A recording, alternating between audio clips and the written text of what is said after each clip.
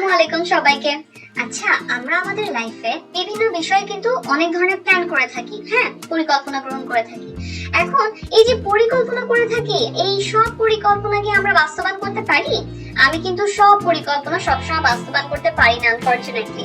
আচ্ছা, তাহলে কোন একটা পরিকল্পনা, সেটা যদি উত্তম পরিকল্পনা বা আদর্শ পরিকল্পনা যদি হতে হয়, মানে সেই পরিকল্পনাটাকে যদি উত্তম বা আদর্শ পরিকল্পনা হতে হয়, বা একটা প্রতিষ্ঠান যদি উত্তম পরিকল্পনা প্রণয়ন করতে চায়, তাহলে সেই পরিকল্পনার মধ্যে কি কি বৈশিষ্ট্য থাকা লাগবে? আচ্ছা, আরেকটা জিনিস যদি আমি বলি যে পরিকল্পনা, এটা কিন্তু আমরা বলতে পারি বিল্ডিং তৈরির সময় একটা প্রথমে বেসমেন্ট তৈরি করা হয় না, সেই বেসমেন্টের মতো ব্যবস্থাপনা প্রক্রিয়ার বাকি যে কাজগুলো আছে, পরিকল্পনা না ভিত্তি স্বরূপ হিসেবে কাজ করে। আমরা পরিকল্পনার বৈশিষ্ট্য কিন্তু বা পরিকল্পনা কাকে বলে ব্যাপারগুলোতে কিন্তু এই জিনিসগুলো জেনেছি। তাহলে পরিকল্পনা যেখানে এত ইম্পর্টেন্ট, সেখানে পরিকল্পনা তৈরির সময় তো অবশ্যই কিছু জিনিস বিবেচনায় রাখা দরকার, তাই না? তাহলে কি সেই বিষয়গুলো, এবং সেই সাথে পরিকল্পনার পটভূমি বা পরিকল্পনার অঙ্গন, এটা আসলে কাকে বলে? তো এই সব কোশ্চেনের আনসার জানবো আমরা এই ভিডিওতে। Welcome everyone to another new video of management second paper. Management second পেপারের আমরা যে অধ্যায়টা পড়ছি সেটা হচ্ছে পরিকল্পনা প্রণয়ন ও সিদ্ধান্ত গ্রহণ। এবং আমি এই মাত্র যে কোয়েশ্চেনগুলো বলেছি, তো সেই কোয়েশ্চেনগুলোর আনসার জানার মাধ্যমে কিন্তু আমরা এই অধ্যায়ের 3টা টপিক সম্পর্কে আলোচনা করব। আমরা পরিকল্পনা প্রণয়নে কোন কোন বিষয়গুলো বিবেচনা করতে হয় সেটা জানবো, আমরা জানবো পরিকল্পনার অঙ্গন বা পটভূমি কি সেটা সম্পর্কে, এবং আমরা জানবো একটা উত্তম পরিকল্পনা সেটার গুণ বা বৈশিষ্ট্য কি কি থাকবে সেই সম্পর্কে। তাহলে চলো আমরা পড়াশোনা শুরু করি। তাহলে প্রথমেই জেনে নেওয়া যাক পরিকল্পনা তৈরি করার সময় একটা প্রতিষ্ঠান কোন কোন বিষয় বিবেচনা করবে, অর্থাৎ যখন প্ল্যানিংটা তৈরি করা হবে, পরিকল্পনা প্রণয়ন করা হবে, তখন কোন কোন জিনিসগুলো মাথায় রাখা দরকার।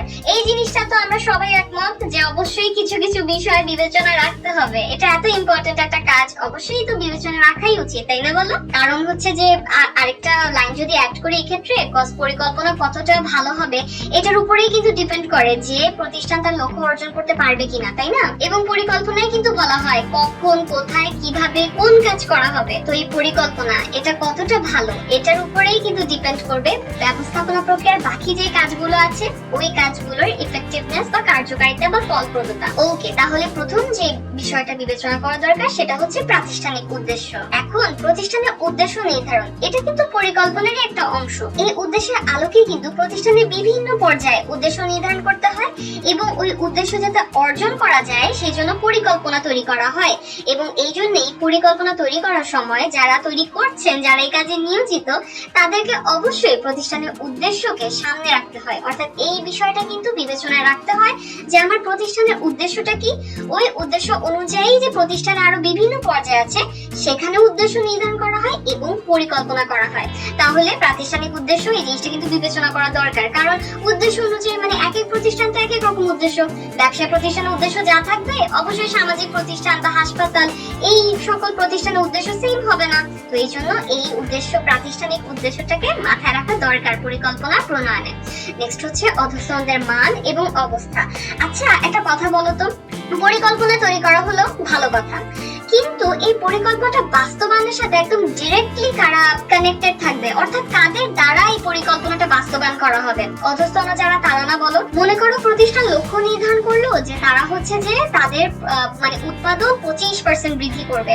এখন 25% যে বৃদ্ধি করবে এই অনুযায়ী পরিকল্পনা করতে হবে অবশ্যই, কিন্তু এই উৎপাদনের যে মেইন কাজটা সেটা অবশ্যই অধস্তনদেরকে দিয়েই হবে। তো এখন এই অধস্তনদের মান এবং অবস্থা তার মানে বিবেচনায় রাখতেই হবে। এই জন্য পরিকল্পনা যখন প্রণয়ন করা হয় তখন অধস্তন যারা আছে তাদের রিয়াকশন কি হবে প্ল্যানিং এর প্রতি, সেই জিনিসটা কিন্তু পরিকল্পনা যারা তৈরি করছে তাদেরকে কিন্তু আগে ভাগে এই জিনিসটা চিন্তা করা লাগে যে আমি যে পরিকল্পনাটা তৈরি করছি, তো এই পরিকল্পনাটা আমার অধস্তনরা কিভাবে নিবে, এই বিষয়টা। নেক্সট হচ্ছে পূর্বে গৃহীত পরিকল্পনার কার্যকারিতা। আচ্ছা, তো পরিকল্পনা প্রণয়নে এটাও একটা বিবেচ্য বিষয় যে পূর্বে যে পরিকল্পনা গ্রহণ করা হয়েছিল সেই পরিকল্পনাটা কতটা বাস্তবায়ন করা হয়েছে। হয়েছে। এবং আমরা ব্যবস্থাপনা প্রক্রিয়া যে কাজগুলো দেখে থাকি সেখানে নিয়ন্ত্রণের মাধ্যমে কিন্তু বেসিক্যালি এটাই মেজার করা হয় যে আমার পরিকল্পনাটা কতটুকু বাস্তবায়ন করা গিয়েছে। এখন যদি এরকম হয় যে নিয়ন্ত্রণ কাজের মাধ্যমে এটা বেরিয়ে এলো যে পরিকল্পনা যা করা হয়েছিল ওই জায়গায় কিছুই তেমন একটা বাস্তবায়ন করা যায়নি, তাহলে কিন্তু পরবর্তী যে পরিকল্পনাটা তৈরি করা এই ক্ষেত্রে কিন্তু বেশ ভোগান্তি পোহাতে হয়। কারণ হচ্ছে এই পরিকল্পনাটা তৈরি করার ক্ষেত্রে তখন আরো বেশি এফোর্ট দিতে হয়। কিন্তু যদি দেখা যায় যে না, আগের পরিকল্পনাটা ভালোই ছিল, আগের পরিকল্পনা অনুযায়ী ভালোভাবেই মোটামুটি কাজগুলো করা গিয়েছে, বাস্তবায়নটা ঠিকভাবেই করা গিয়েছে, তখন নতুন পরিকল্পনা তৈরিতে তেমন একটা বেগ পেতে হয় না। তাই পূর্বে গৃহীত পরিকল্পনার কার্যকারিতা কতটুকু ছিল, কতটুকু বাস্তবায়ন করা গিয়েছে এই জিনিসটাও কিন্তু বিবেচনা করতে হয়। নেক্সট হচ্ছে প্রতিষ্ঠানে বিদ্যমান সমস্যা ও সম্ভাবনা। পরিকল্পনা প্রণয়নের সময় কিন্তু আমার প্রতিষ্ঠানে কি কি সমস্যা আছে এবং কি কি সম্ভাবনা আছে সেই জিনিসগুলোও কিন্তু আমার যথেষ্ট গুরুত্ব দিয়ে বিবেচনা করতে হয়। এখন যদি এরকম হয় যে একটা সিচুয়েশন চিন্তা করো, যেমন হচ্ছে যে একটা প্রতিষ্ঠান, মানে এক একটা প্রতিষ্ঠান তো এক এক রকম, কোন একটা প্রতিষ্ঠানে হয়তো বা মূলধন বেশি, কোন একটা প্রতিষ্ঠানে হয়তো বা মূলধন কম, তো এরকম হতে পারে না, এক একটা প্রতিষ্ঠান এক এক রকম। এখন আমার প্রতিষ্ঠান যদি অনেক সমস্যা হয়, যেমন যন্ত্রপাতির সংখ্যা কম, তারপর হচ্ছে এমপ্লয় কম, মূলধন কম, ছোট আকার একটা প্রতিষ্ঠান, তাহলে কিন্তু একভাবে প্ল্যানিং করতে হয়, একভাবে পরিকল্পনা প্রণয়ন করতে হয়। কিন্তু যদি দেখা যায় যে আমার প্রতিষ্ঠানে তেমন একটা সমস্যা নেই, আলহামদুলিল্লাহ আর্থিক সামর্থ্য ভালোই, তাহলে কিন্তু তখন দেখা যায় যে পরিকল্পনা ভিন্নভাবে নেওয়া হয়। তো দুইটা সিচুয়েশন, একটা হচ্ছে সমস্যা বেশি একটা প্রতিষ্ঠানে, আরেকটা হচ্ছে সমস্যা মোটামুটি কম, আর্থিক সামর্থ্য ভালো আছে, তাহলে তুমি চিন্তা করো দুইটার কি প্ল্যানিং সেম হবে? তাহলে প্রতিষ্ঠানে বিদ্যমান সমস্যা কি এবং সম্ভাবনা কি এই জিনিসগুলোও কিন্তু বিবেচনা করা দরকার পড়ে পরিকল্পনা প্রণয়নে। ওকে, তাহলে নেক্সট যে বিষয়টা বিবেচনা করা দরকার পড়ে সেটা হচ্ছে প্রতিযোগিতার অবস্থা। সেটা হচ্ছে এখন দেখো বর্তমানে যে মানে বর্তমান যুগে কিন্তু ব্যবসায় জগৎটা কিন্তু অনেক বেশি প্রতিযোগিতাপূর্ণ, সেম প্রোডাক্ট কিন্তু অনেক প্রতিষ্ঠান বিক্রয় করছে, অনেক বেশি প্রতিযোগিতা। তো এই জন্য পরিকল্পনা তৈরি করার সময় কিন্তু প্রতিযোগিতার অবস্থা এবং তাদের গৃহীত যে কৌশল সেগুলো বিবেচনা করা দরকার পড়ে। অবশ্যই আমার এটা দেখা জরুরি যে আমার প্রতিযোগীরা কি ধরনের সিচুয়েশনে আছে এবং আমার প্রোডাক্টটা কিভাবে তাদের থেকে ভালো হতে পারে, যাতে গ্রাহক আমার প্রোডাক্ট নিতে বেশি ইন্টারেস্টেড হয়। এই জিনিসগুলো কিন্তু আমার দেখা দরকার, তাই না? অর্থাৎ প্রতিযোগীদের অবস্থা বিবেচনা করা দরকার এবং তারা কি টেকনিক অ্যাপ্লাই করছে সেই জিনিসগুলো কিন্তু জানা দরকার, বিবেচনা করা দরকার পরিকল্পনা প্রণয়নে। নেক্সট হচ্ছে প্রতিষ্ঠানের আর্থিক ও অন্যান্য সামর্থ্য। এটা হচ্ছে পরিকল্পনার উপর কিন্তু প্রতিষ্ঠানের আর্থিক এবং অন্যান্য সামর্থ্য এটা কিন্তু গুরুত্বপূর্ণ প্রভাব বিস্তার করে। কিছুক্ষণ আগে একটা কথা বলেছিলাম যে এক একটা প্রতিষ্ঠান এক এক রকম হয়। মনে করো কোন একটা প্রতিষ্ঠান তাদের আর্থিক সামর্থ্য ভালোই, তো সেই ক্ষেত্রে কিন্তু তারা পরিকল্পনার জন্য যে প্রয়োজনীয় ব্যয়টা করা দরকার সেটা করতে পারে এবং এর ফলে তারা কিন্তু তাদের গৃহীত পরিকল্পনা খুব ইজিলি বাস্তবায়নও করতে পারে। যেমন আমি যে পরিকল্পনাটা গ্রহণ করব সেখানে যদি আমার একটু এক্সট্রা খরচও দরকার পড়ে তখন আমি এটা করতে পারবো, কেননা আমার প্রতিষ্ঠানের আর্থিক সামর্থ্য ভালো। তো এই জন্য প্রতিষ্ঠানের আর্থিক এবং অন্যান্য সামর্থ্য বিবেচনা করার কিন্তু দরকার পড়ে পরিকল্পনা তৈরি করার সময়। নেক্সট হচ্ছে দেশের অর্থনৈতিক ও রাজনৈতিক অবস্থা। অবশ্যই এটাও তো প্রভাব বিস্তার করে। যদি রাজনৈতিক স্থিতিশীলতা না থাকে, রাজনৈতিক অস্থিতিশীলতা থাকে, তখন কিন্তু পরিকল্পনাটা বাস্তবায়ন করা এবং সেই সাথে পরিকল্পনা তৈরি করাটাও টাফ হয়ে যায়। কিন্তু যদি উল্টা সিচুয়েশনটা চিন্তা করো যে দেশে অর্থনৈতিক ও রাজনৈতিক অবস্থা ভালো, রাজনৈতিক স্থিতিশীলতা বিরাজ করছে, তাহলে কিন্তু পরিকল্পনা তৈরি করাটাও ইজি, বাস্তবায়ন করাটাও ইজি। তো দেশের অর্থনৈতিক ও রাজনৈতিক অবস্থা যদি ভালো থাকে তখন পরিকল্পনা তৈরি করা এবং বাস্তবায়ন করা যেরকম ইজি হয়ে থাকে, ঠিক এর উল্টাটা যদি হয় যে দেশের অর্থনৈতিক ও রাজনৈতিক অবস্থা যদি ভালো না হয় তখন কিন্তু পরিকল্পনা তৈরি করাও কঠিন, আবার বাস্তবায়নের ক্ষেত্রে অনেক বিড়ম্বনায় পড়তে হয়। তো এগুলো ছিল পরিকল্পনা প্রণয়নের সময় যে যে বিষয়গুলো বিবেচনা করতে হয় সেগুলো। তাহলে পরিকল্পনা প্রণয়নের সময় যদি এই বিষয়গুলোকে বিবেচনা না হয় তখন একটা কার্যকর বা আদর্শ পরিকল্পনা তৈরি করা সম্ভব হয়। এবং এই কারণে কিন্তু বর্তমানে যে বৃহদায়তন প্রতিষ্ঠানগুলো আছে সেগুলো যে গুরুত্বপূর্ণ পরিকল্পনা প্রণয়ন করা সেখানে কিন্তু তারা SWOT অ্যানালাইসিস করে থাকে। এটা হচ্ছে তোমরা লিখে নিতে পারো খাতায়, SWOT analysis, SWOT, SWOT analysis. এখানে S বলতে বোঝায় স্ট্রেংথ বা প্রতিষ্ঠানের অভ্যন্তরীণ শক্তি, W বলতে বোঝায় মানে SWOT এর S এর পরে W আসে, W বলতে বোঝায় প্রতিষ্ঠানের অভ্যন্তরীণ দুর্বলতা যেটাকে বলে উইকনেস, আর O টাকে বোঝায় মানে SWOT এর SWOT তো ও বলতে বোঝায় বাহ্যিক সুযোগ, যেটাকে ইংলিশে বলা হবে অপরচুনিটি, এবং টি টি মানে হচ্ছে বাহ্যিক বাধা বা হুমকি, যেটাকে বলা হয় থ্রেট। তো এই জিনিসগুলোকে তারা বিবেচনা করে পরিকল্পনা প্রণয়ন করে থাকে, এতে করে পরিকল্পনাটা বেশ বাস্তবমুখী হয়। তাহলে এই ছিল পরিকল্পনা প্রণয়নের বিবেচ্য বিষয় সমূহ। আশা করি এই কোশ্চেন অ্যান্সার এখন পাওয়া গিয়েছে যে পরিকল্পনা যখন তৈরি করা হয়, পরিকল্পনা যখন প্রণয়ন করা হয়, তখন কোন কোন বিষয়গুলো বিবেচনা করার দরকার পড়ে। নেক্সট যে কোশ্চেন আনসারটা জানবো সেটা হচ্ছে পরিকল্পনার অঙ্গন বা পটভূমি কাকে বলে। কনসেপ্টটা খুবই সোজা। এটা হচ্ছে কি যে আচ্ছা, এখানে যেটা লেখাই আছে যে পরিকল্পনার অঙ্গন বলতে সেই অবস্থাকে বোঝায় যে অবস্থার মধ্য দিয়ে গৃহীত পরিকল্পনা বাস্তবায়িত হয়। আচ্ছা, একটু ইজি ভাবে বলি আমি, যে পরিকল্পনার অঙ্গন বলতে ওই অবস্থাটাকে বোঝায় যে আমি কোন একটা পরিকল্পনা গ্রহণ করলাম, এখন এর মাধ্যমে আমি কি করলাম, বেসিক্যালি ভবিষ্যতে যে কাজটা করব সেই কাজটাই আগে থেকে ঠিক করব, রাইট? এখন এই যে আমি পরিকল্পনা প্রণয়ন করলাম, তো এই পরিকল্পনা বাস্তবায়নকালে যে অবস্থার মধ্য দিয়ে প্রতিষ্ঠান যাবে, তো ওই অবস্থাটাকেই বলা হয় পরিকল্পনার অঙ্গন বা পটভূমি। এখন পরিকল্পনার কথা যেহেতু বলেছি যে ভবিষ্যতে কি করব তা নিয়ে আগে থেকে চিন্তা করা, তাহলে পরিকল্পনা যেহেতু ভবিষ্যৎ বিষয়ক, ফিউচার রিলেটেড, এই জন্য এই ধরনের অবস্থা কিন্তু আগে অনুমান করে ঠিক করা হয়। অর্থাৎ আমার প্রতিষ্ঠানের লক্ষ্য অর্জন করার জন্য যে পরিকল্পনাটা প্রণয়ন করা হয়েছে সেটা যখন বাস্তবায়ন করা হবে, তখন প্রতিষ্ঠান কি ধরনের অবস্থার মধ্য দিয়ে যাবে, সেই অবস্থাটাই হচ্ছে পরিকল্পনা অঙ্গন বা পটভূমি। এবং এই অবস্থাটা আগে থেকেই অনুমান করে ঠিক করে রাখা হয়। এটা যদি ঠিকঠাক ভাবে অনুমান করে রাখা না যায়, তাহলে কিন্তু দেখা যায় যে পরিকল্পনাটা বাস্তবায়নকালে কিন্তু যথেষ্ট সমস্যার মুখোমুখি হতে হয়। যে অবস্থাটা অনুমান করা হয় ওই অবস্থাটা যদি না হয়, তখন কিন্তু দেখা যায় যে প্রতিষ্ঠানকে বেশ সমস্যা পোহাতে হয়। এখন এখানে লেখা আছে যে পরিকল্পনার অঙ্গন বা পটভূমি। বাড়িতে যেমন আঙ্গিনা থাকে এবং এই আঙ্গিনার মাধ্যমে সবাই চলাফেরার কাজে ওই আঙ্গিনাটাকে ব্যবহার করে, তেমনি পরিকল্পনা কোন ধরনের অবস্থার মধ্যে দিয়ে বাস্তবায়িত হবে সেটারও একটা আঙ্গিনা নির্ধারিত হয়, সেটারও একটা আঙ্গিনা ঠিক করে দেওয়া হয়, এবং ওই অবস্থার মধ্য দিয়ে কিন্তু পরিকল্পনাটা বাস্তবায়িত হয়। বা যেসব লোকজন ওই বাস্তবায়ন সংশ্লিষ্ট কাজে নিয়োজিত, তারা ওই অবস্থার মধ্যে দিয়ে তাদের কাজটা করে, পরিকল্পনাটাকে বাস্তবায়ন করে। যেমন ধরো আমি ঢাকা থেকে চট্টগ্রামে যাব, এখন সেখানে কিন্তু আমি চিন্তা করলাম যে ওই সময় কি বৃষ্টি হবে নাকি হচ্ছে যে রোদ থাকবে, সেই সময় আমি কোন সময় গেলে যানবাহন পাবো, যানবাহন পেতে কোনো সমস্যা হবে কিনা, এই ধরনের বিভিন্ন অবস্থা আমি চিন্তা করলাম। কিন্তু যদি এরকম হয় যে আমি চিন্তা করলাম যে রোদ থাকবে, ছাতা নেওয়ার দরকার নেই, পরে বাইরে আসার পরে দেখলাম যে অজোর ধারায় বৃষ্টি নামলো, তখন কিন্তু আমি বিপদে পড়ে যাব না? তাহলে এটাই হচ্ছে ব্যাপার যে প্রতিষ্ঠান পরিকল্পনা বাস্তবায়নের সময় প্রতিষ্ঠান কি ধরনের অবস্থার মুখোমুখি হবে, এই জিনিসটা যদি ঠিকভাবে অনুমান করতে না পারে যারা পরিকল্পনা প্রণয়ন করছে তারা, তখন কিন্তু দেখা যায় ওই প্রতিষ্ঠান কিন্তু তখন সমস্যার মুখোমুখি হয়। পরিকল্পনা বাস্তবায়নে কিন্তু তখন সমস্যা দেখা দেয়। তো বোঝাই যাচ্ছে পরিকল্পনার অঙ্গন বা পটভূমি এটা নির্ণয় করা কিন্তু অনেক ইম্পর্টেন্ট।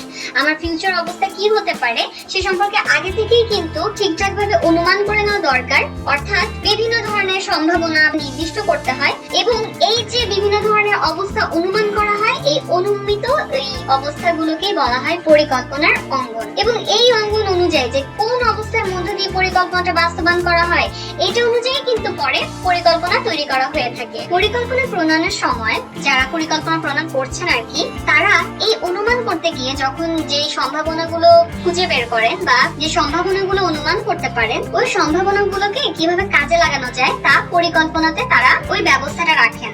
আবার যে সকল সমস্যাগুলো তারা অনুমান করেন যে আমি আমার এই পরিকল্পনা যখন বাস্তবায়ন করব তখন এই সমস্যার মুখোমুখি হতে হবে, তখন যখন এই সমস্যাটা যেগুলো অনুমান করেন, তো পরিকল্পনাতে ওই সমস্যার সমাধান কি হতে পারে এটাও তারা আগে থেকে অনুমান করে ওই সমস্যাগুলো কাটিয়ে ওঠার জন্য পরিকল্পনাতে সেই ব্যবস্থাটাও করে রাখেন। আর যদি যে অবস্থা অনুমান করা হয় সেটা যদি কোনোভাবে ভুল প্রমাণিত হয়, তাহলে কিন্তু তখন প্রতিষ্ঠান প্রবলেম ফেস করে। তাহলে বেশ কিছু কথা বলে ফেললাম পরিকল্পনা অঙ্গন বা পটভূমি কাকে বলে এই বিষয়। পরিকল্পনা যে অবস্থার মধ্যে দিয়ে বাস্তবায়িত হবে ওইটা আগে থেকে অনুমান করে ঠিক করা হয়, এবং পরিকল্পনার অঙ্গন বলতে বোঝায় এটা, মানে ওই অবস্থাটাকেই বোঝায় যে অবস্থার মধ্য দিয়ে প্রতিষ্ঠান যে পরিকল্পনাটা গ্রহণ করে সেটা বাস্তবায়ন করা হবে।